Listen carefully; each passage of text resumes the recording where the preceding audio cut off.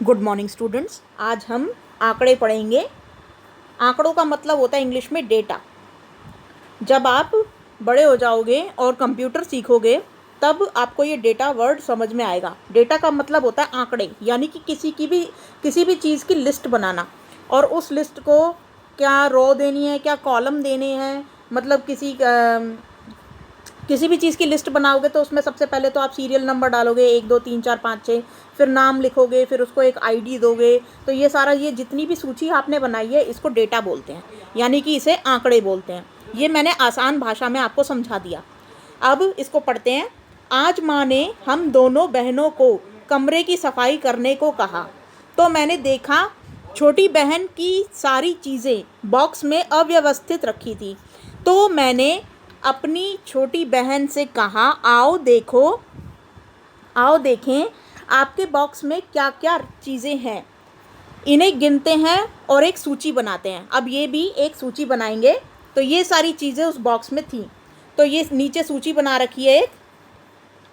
यहाँ पे देखो, सबसे पहले तो सीरियल नंबर डाल रखा है, यानी कि 1 2 3 4 उसको क्रम संख्या दे रखी है। फिर वस्तुओं के नाम लिखे हुए हैं और फिर उनकी संख्या दे रखी है कि कौन सी वस्तु कितनी कितनी थी।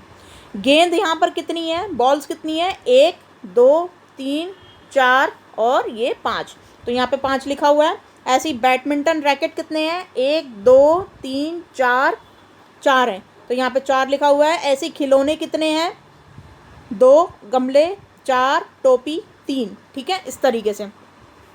तो अब यहाँ पे आंकड़ों की परिभाषा दे रखी है, इसे पढ़ते हैं।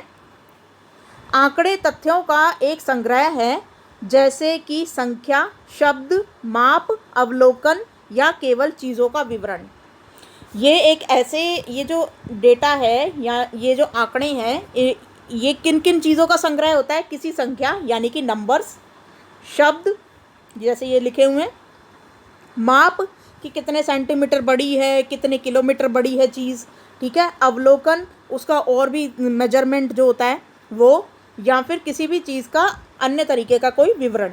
तो ये सब जो हमें किसी चीज़ के बारे में ज़्यादा से ज़्यादा इन्फॉर्मेशन देती है उसको डेटा बोलते हैं या उसे आंकड़े बोलते हैं। ठीक है, अरे वाह, ये तो आंकड़े हैं। आप इन्हें बढ़ते क्रम में लिखो। किनको, इन आंकड़ों को, इन संख्याओं को। तो अब इनको बढ़ते क्रम में सबसे पहले हम सबसे छोटी संख्या लिखेंगे, तो इसमें सबसे छोटी कौन सी है, 2।